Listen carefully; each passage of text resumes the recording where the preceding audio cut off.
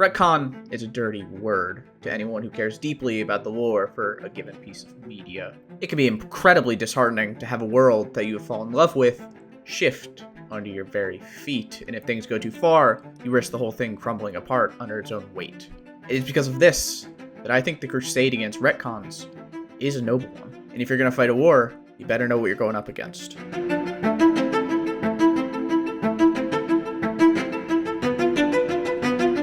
RetCon is a shortening of the term retroactive continuity. Retroactive meaning in the past, and continuity referring to an ongoing story or history. Imagine I'm 10 books deep, writing a connected series, and I mentioned that the main character's sibling has one particular set of skills that'll really help at this given moment. And they come charging in just in the nick of time to save our heroes. It's a retcon if we were led to believe that the protagonist was originally an only child. It is a literary tool, and in that sense, it's technically a neutral action. People's gripes are normally only related to its application. Let me tell you, the Fallout community has its fair share of gripes.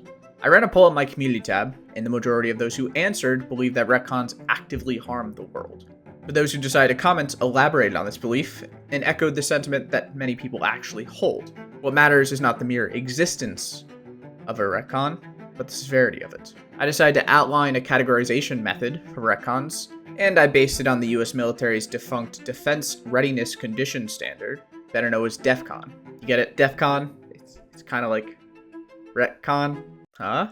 The DEFCON was a number between 1 and 5 that was meant to measure the current required state of alertness for the armed forces. Although it's a common misconception that DEFCON 5 is the worst, it actually counts down, with DEFCON 5 being the normal everyday level of readiness. Luckily, we've never actually experienced DEFCON 1, as that is reserved for when there is nuclear weapons actively flying their way towards these great United States of America. The Strategic Air Command did lower the DEFCON to 2 during the Cuban Missile Crisis, but we have not been back there since. The best way to explain this new system of retcon grouping is just to jump right into it.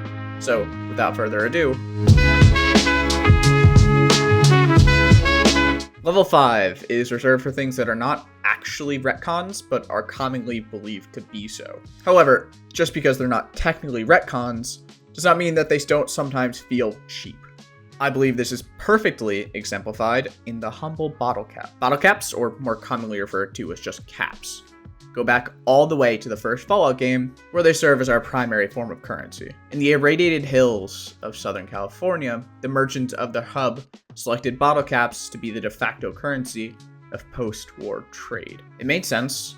There was a limited quantity, and they were very hard to counterfeit. This influence permeated out, and these rigid metal discs became a wasteland staple in all subsequent games. But in 2018, Bethesda decided to have their new multiplayer Fallout game take place a mere 25 years after the bombs had fallen. This means that our characters will be walking around a world before caps were recognized as a valid form of currency out west. So either the game had to ditch one of the series staples, or they had to invoke the dark arts of the retcon. They decided to neither, and developed an in-world explanation for why you need to care about what keeps your Nuka-Cola fresh. Prior to Nuclear Armageddon, the Nuka-Cola Corporation was running a promotion, in which they set up the robots of the region to be able to accept bottle caps. Seeing as those bots were originally the only NPC trade partners, the bottle caps became the unit of wealth, just as it would one day on the other side of the country. This is technically not a retcon, as the hills of West Virginia were pretty unexplored in the lore, and the use of caps in the region didn't really impact any of the games prior. Now, things could get shady if the use of caps in Fallout 3 and 4 are explained to be a result of the Nuka-Cola Corporation's fun new promo, but I don't think we're quite there yet.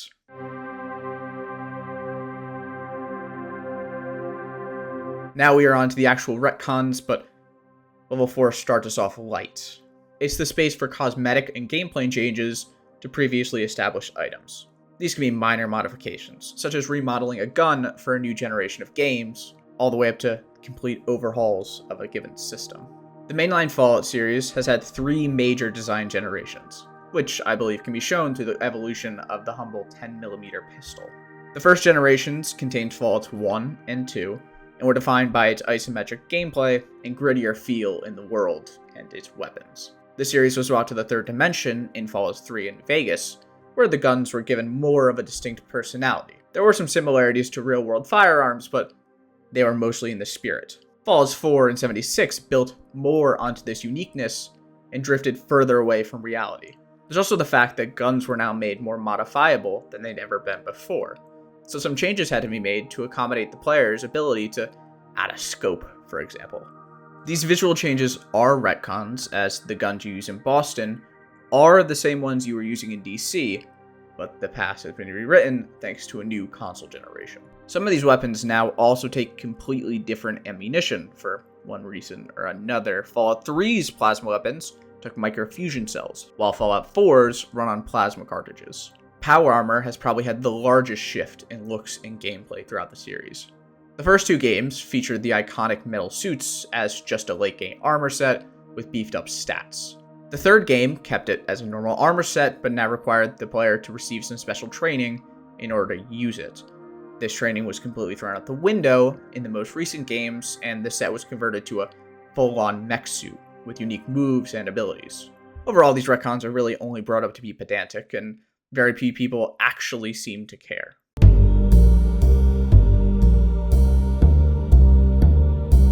Level 3 raises heat a little bit, and can be defined as minor lore changes that don't really influence how you perceive previous works. What's important is it's the middle ground, where these retcons have been big enough to be able to rewrite the lore of something that we've become accustomed to, but you can still go back and play an older game, and your experience remains relatively the same. We had just finished discussing power armor in the last level, so let's continue that conversation with one of the series' most notorious recent retcons. In Fallout 2, the Enclave serves as a terrifying force over the region. This fear was amplified by their new superior power armor that put previous iterations to shame.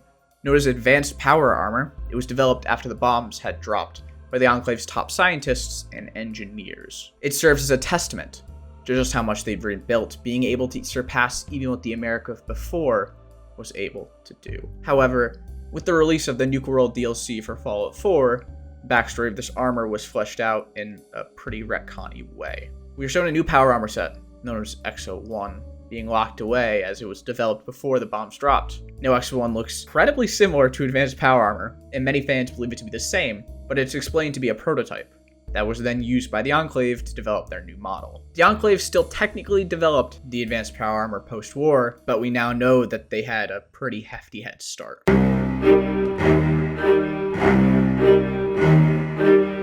With the penultimate DEFCON level, we have reached some pretty intense retconning. At this tier, the retcons are substantial enough and actively change how you perceive and play previous games. Now, even still, at this point, the retcons are not always bad. In fact, the Fallout series has only really experienced this type of retcon once before, and I would argue it's for the better. Some of the series' best stories take place within its many vaults. Most of these vaults were horrible social experiments, created to put the human spirit to the test, all in the name of science. It would not be a stretch to say that every Fallout fan has a favorite vault experiment, regardless of how morbid it may be. These tests were not always a thing, however. In the first Fallout game, there were no vault experiments. The vaults were just poorly built bomb shelters by a greedy corporation, profiting off the end of the world. It was not until the second game that Vault-Tec's real motives were stuffed in. The vaults from the first game were even retconned themselves into becoming experimental vaults. That water chip that breaks? Vault-Tec engineered it to do so. The vault door that didn't seal all the way? It's just how they drew it up. These are massive retcons, bigger than Bethesda ever did, but they're not really discussed in the same way to the more recent ones. Partially because it was a good change that brought a fun new angle to the series, and also because it happened over 25 years ago, and very few Fallout fans have actually played the originals. Now, if Tier 2 is massive changes that can upend a fundamental truth for prior games, what is Tier?